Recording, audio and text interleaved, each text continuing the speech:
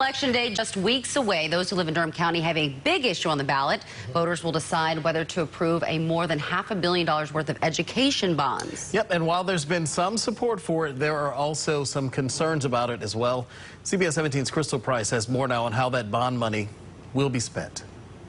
Can I give you a flyer about some information? In Wellens Village on Wednesday morning.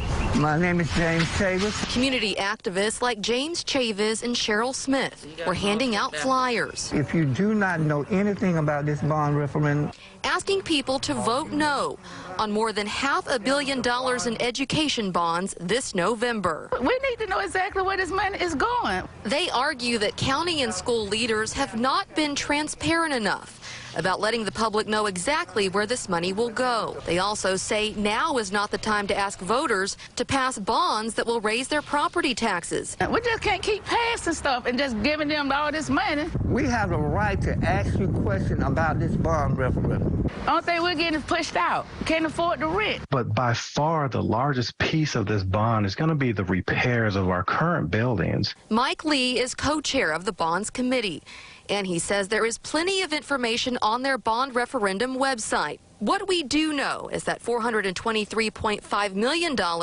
will go toward Durham Public Schools.